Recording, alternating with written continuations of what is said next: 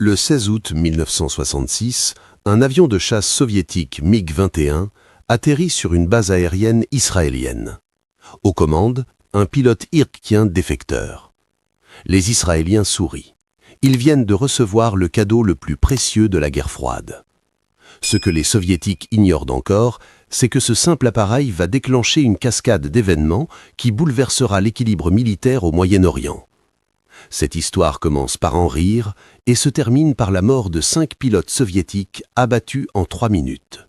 Voici l'opération qui a changé la guerre aérienne moderne. Juin 1967. Le désert du Sinaï brûle sous le soleil. En 6 jours seulement, l'armée israélienne vient d'anéantir les forces arabes lors de ce que l'histoire retiendra comme la guerre des 6 jours. Sur les pistes d'aérodromes égyptiens, syriens et jordaniens, des centaines d'avions gisent, détruits avant même d'avoir décollé. Parmi ces épaves métalliques, un modèle prédomine, le MiG-21, Fishbed. Au Kremlin, la fureur est palpable. Les dirigeants soviétiques ne peuvent accepter une telle débâcle. Leurs équipements militaires, vendus comme invincibles, viennent d'être pulvérisés par une petite nation de 3 millions d'habitants. L'honneur de l'Union soviétique est en jeu. Moscou accuse publiquement les pilotes arabes d'incompétence, attribuant la défaite à leur manque de formation plutôt qu'à des défauts techniques. Pourtant, en Israël, les stratèges militaires ne partagent pas l'euphorie générale. Le général Mordechai Hod, commandant de la force aérienne israélienne, étudie les rapports de renseignement avec inquiétude. Les Soviétiques ne resteront pas les bras croisés. Ils vont réarmer les Arabes, et cette fois avec leur technologie la plus avancée. Le nom qui revient dans tous les briefings fait frémir les pilotes israéliens. Le MiG-21 Fishbed. Cet appareil représente le summum de l'ingénierie aéronautique soviétique en 1967. Capable d'atteindre Mach 2, doté d'une agilité impressionnante en combat tournoyant et armé de missiles RR-3S, le MiG-21 surclasse potentiellement les Mirage 3 français qui constituent l'épine dorsale de l'aviation israélienne. Les analystes israéliens savent qu'en cas de nouveau conflit, ces chasseurs soviétiques pourraient renverser la suprématie aérienne si difficilement acquise. Le Mossad, le service de renseignement extérieur d'Israël, reçoit une directive claire du Premier ministre Lévi Eshkol. Obtenir un MiG-21 intact à tout prix. L'enjeu est vital. Connaître les forces et faiblesses de cet appareil pourrait sauver des centaines de vies de pilotes israéliens. Mais comment voler le chasseur le plus secret de l'Union soviétique? La première tentative se solde par un échec catastrophique. En Égypte, l'agent Jean-Léon Thomas approche le capitaine Hadib Hanna de l'armée de l'air égyptienne, lui offrant 100 000 $ pour voler son MiG-17 vers Israël. Mais Hanna, loyal à son pays, dénonce immédiatement Thomas aux autorités. L'agent du Mossad est arrêté avec 5 complices et pendu en décembre 1962. Cet échec coûte cher, mais il n'éteint pas la détermination israélienne. Les services secrets israéliens changent de stratégie. Ils ne chercheront plus un mercenaire motivé uniquement par l'argent. Ils trouveront un homme brisé, marginalisé, en quête d'une vie meilleure. Et en 1964, dans les dossiers secrets circulant entre Téhéran et Tel Aviv, un nom apparaît, le capitaine Monir Redfa. Si cette histoire vous passionne autant que nous, laissez un commentaire avec le mot Mossad et abonnez-vous à l'énigme militaire pour ne manquer aucun épisode de cette incroyable opération. Mounir Habib Jamil Rufa est né en 1934 dans une famille assyrienne chrétienne d'Irak. Dans un pays majoritairement musulman, être chrétien dans l'armée équivaut à porter un stigmate invisible mais omniprésent. Malgré son talent exceptionnel de pilote, Redfa fait face à une discrimination systématique. Il fait partie des 5 seuls pilotes autorisés à piloter le MiG-21 pour le 11e escadron, preuve de ses compétences reconnues. Mais sa religion le condamne à la stagnation professionnelle. Le gouvernement irakien l'oblige à vivre loin de sa famille à Bagdad. Les officiers supérieurs ne lui font pas confiance et l'autorisent à voler uniquement avec des réservoirs de carburant partiellement remplis, peuriant d'une défection. Mais ce qui révolte le plus Redfa, c'est l'ordre qu'il reçoit régulièrement, bombarder les villages kurdes du nord de l'Irak. Les Kurdes, comme les Assyriens, sont une minorité persécutée. Redfa doit mener des raids aériens contre des civils sans défense, des femmes et des enfants fuyant sous les bombes. Chaque mission le déchire intérieurement. Il confiera plus tard avoir développé une admiration secrète pour les Israéliens, c'est si peu nombreux contre tant de musulmans. En 1964, un intermédiaire nommé Youssouf, un juif irakien travaillant comme serviteur pour une famille chrétienne maronite, contacte le personnel israélien à Téhéran. L'Iran et Israël entretiennent encore des relations diplomatiques. Youssouf révèle que sa petite amie connaît l'épouse de Redfa. Le pilote irakien est malheureux, amer, prêt à partir. Le Mossad tient sa cible. Une agent du Mossad se fait passer pour une Américaine et rencontre Redfa lors d'un stage de formation aux États-Unis. Elle se présente sous un faux nom, cultive une relation intime avec lui malgré son mariage. Redfa, isolé, vulnérable, commence à se confier. Il parle de ses frustrations, de ses ordres de bombarder les Kurdes, de l'impossibilité d'avancer dans sa carrière militaire. L'agent l'invite à voyager en Europe en juillet 1966 sous prétexte de vacances romantiques. À Paris, puis à Vienne, Redfa rencontre des représentants israéliens. On lui présente une offre qui changera sa vie. 1 million de dollars, la citoyenneté israélienne pour lui et sa famille, un emploi garanti et surtout la sécurité. Mais il y a une condition non négociable. Il doit amener son MiG-21. Redfa hésite. Il sait ce qui est arrivé à d'autres pilotes irakiens approchés par le Mossad. Le lieutenant Hamid Daho a refusé une offre similaire en mars 1965. Il a été retrouvé mort par balle dans un bar américain le 15 juin 1965 après une mystérieuse panne d'électricité. Le capitaine Shaker Mahmoud Youssouf a également refusé de coopérer. Il a été abattu dans un appartement de Bagdad le 6 juin 1965 par un agent du Mossad qui filmait la rencontre. Redfa comprend qu'il n'a plus le choix. Accepter ou mourir. Le Mossad lui montre des photos de sa femme Betty et de ses 2 enfants. On lui promet que sa famille entière, parents inclus, sera évacuée d'Irak avant qu'il ne fasse décoller son MiG. Redfa accepte alors. La date est fixée, le 16 août 1966. L'opération la plus audacieuse du Mossad vient de commencer. Dans quelques instants, vous découvrirez comment un seul homme a défié toute l'armée irakienne. Le 16 août 1966, le soleil se lève sur la base aérienne d'Abania, à l'ouest de Bagdad. Le capitaine Mounir Redfa enfile sa combinaison de vol comme chaque matin. Personne autour de lui ne soupçonne que c'est la dernière fois qu'ils le verront. Son cœur bat à tout rompre, mais son visage reste impassible. Dans quelques heures, il sera soit un héros en Israël, soit un cadavre abattu par ses propres compatriotes. La veille, des agents du Mossad ont entamé l'opération d'évacuation de sa famille. Sa femme Betty et leurs 2 enfants, âgés de 3 et 5 ans, sont partis pour ce qu'elle croit être de simples vacances d'été à Paris. Redfa ne lui a rien dit, sachant qu'elle pourrait paniquer. À Paris, un agent du Mossad l'approche avec son nouveau passeport israélien. Betty devient hystérique, menaçant de contacter l'ambassade d'Irak. Il faut plusieurs heures pour la calmer et lui expliquer la situation. Pendant ce temps, les parents de Redfa et d'autres membres de la famille sont discrètement conduits vers la frontière iranienne. Des guérilleros kurdes, ces mêmes personnes que Redfa refusait de bombarder, l'aident à traverser. L'ironie n'échappe à personne. Ces combattants kurdes sauvent la famille d'un pilote irakien qui a choisi de ne plus les attaquer.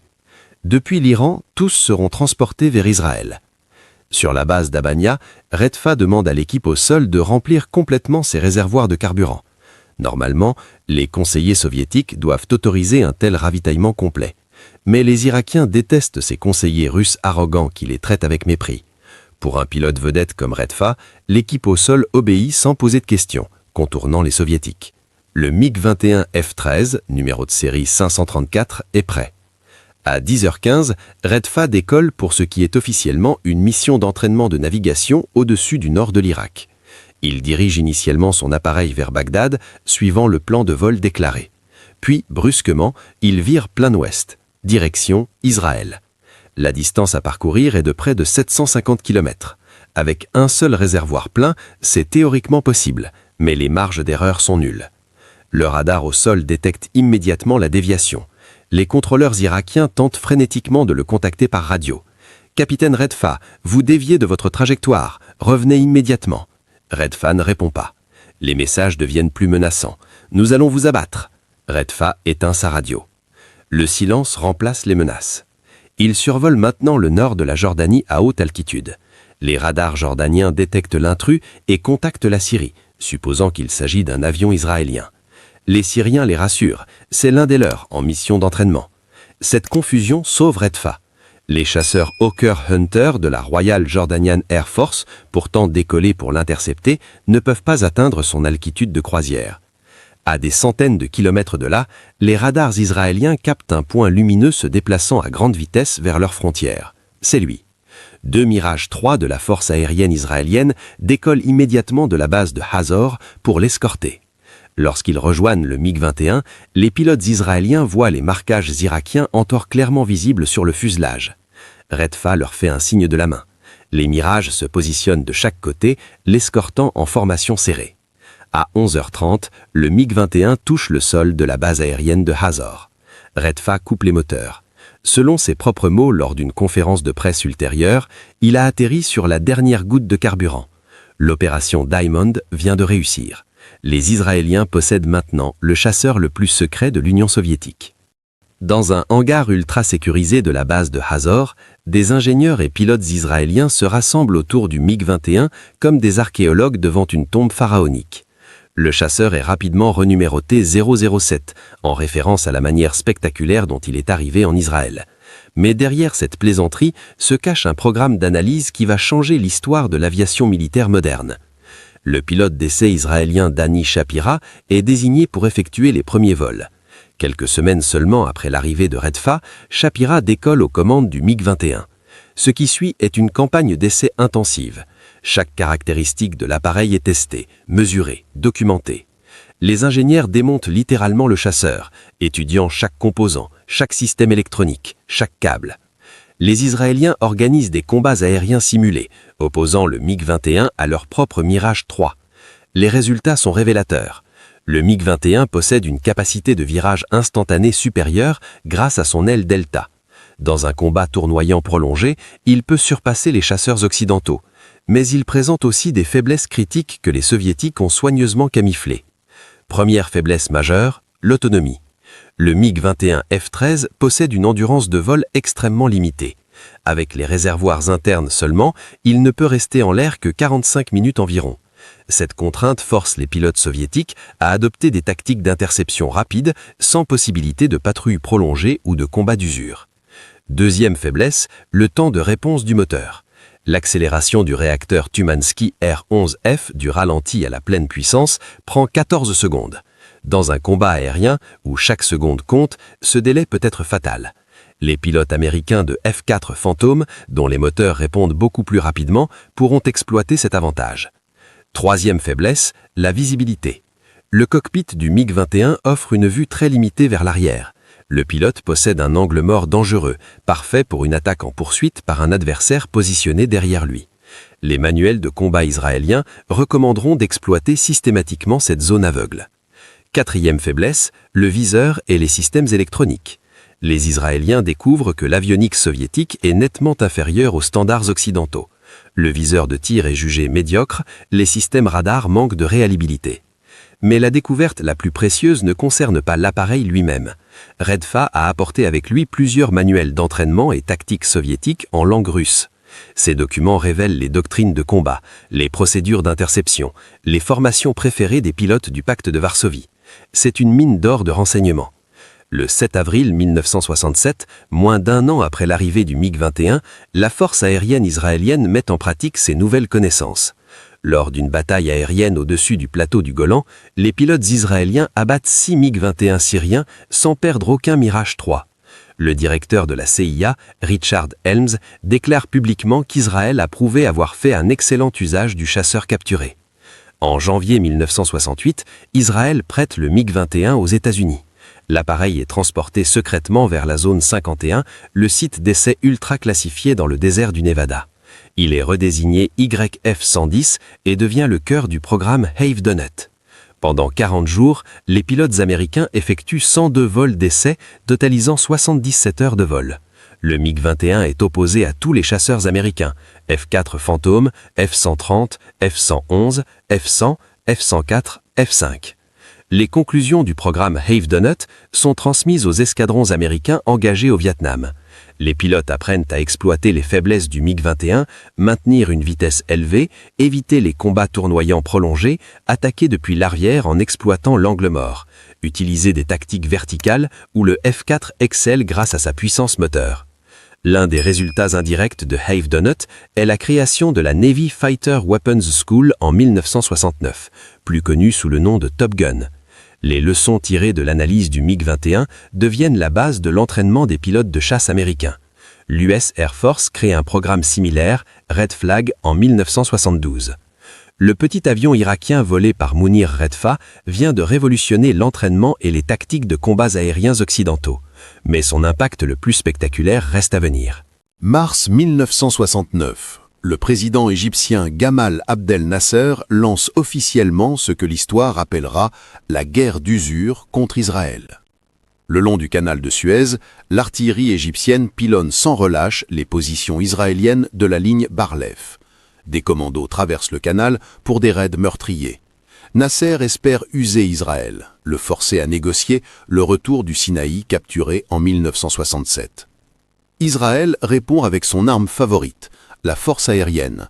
Les F-4 Fantômes, nouvellement acquis des États-Unis, frappent profondément en Égypte. Les raids israéliens atteignent même le Caire, où des avions font exploser les murs du son au-dessus de la capitale pour humilier Nasser. L'Égypte est impuissante face à cette supériorité aérienne écrasante. Désespéré, Nasser se rend à Moscou les 24 et 25 janvier 1970. Il menace Léonid Brejnev, soit l'Union soviétique fournit une aide militaire massive, soit l'Égypte se tournera vers les États-Unis. Le Kremlin ne peut accepter de perdre son principal allié au Moyen-Orient. La décision est prise. Les Soviétiques interviendront directement. En mars 1970, une division entière des forces de défense aérienne soviétiques, la 18e division spéciale de missiles anti-aériens, débarque en Égypte. Elle comprend le 135e régiment d'aviation de chasse équipé de MiG-21MF, la version la plus moderne du chasseur, ainsi que les dernières batteries de missiles sol-air SA-2 et SA-3. Environ 100 pilotes soviétiques sont déployés. Leur présence est gardée ultra secrète, niée même des années plus tard.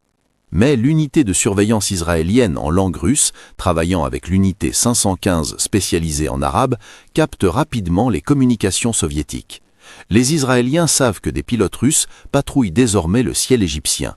Le gouvernement israélien, craignant un affrontement direct avec une superpuissance nucléaire, ordonne à la force aérienne de garder ses distances et d'éviter tout engagement avec les soviétiques.